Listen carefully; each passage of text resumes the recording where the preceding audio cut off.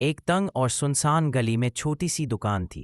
दुकानदार रोज सुबह सवेरे अपनी छोटी सी दुकान खोलता और शाम तक इंतजार करता, मगर ग्राहक बहुत कम आते। एक दिन एक गुजरने वाले ने पूछा, भाई, इस वीरान गली में तुम्हारा गुजारा कैसे होता है?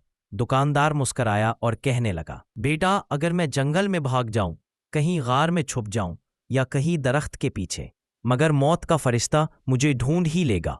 अगर वो मुझे तलाश कर सकता है तो क्या रिस्क का फरिश्ता मुझे नहीं ढूंढ सकेगा? अल्लाह ने जिसके लिए रिस्क लिख दिया वो उस तक पहुंच कर रहता है, चाहे वो कहीं भी हो। गुजरने वाला हैरान हुआ। उस दिन के बाद वो दुकानदार के पास बैठने लगा। कुछ ही दिनों में दुकान पर रौनक बढ़ने लगी।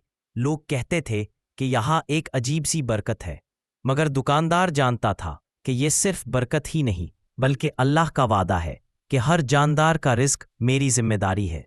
सच है, जिस मौत से कोई बच नहीं सकता उसका रिस्क भी भला कोई रोक सकता है। सिर्फ अल्लाह पर भरोसा कीजिए। रोज कहानी सुनने के लिए हमारे चैनल अल खातिम को सब्सक्राइब कीजिए।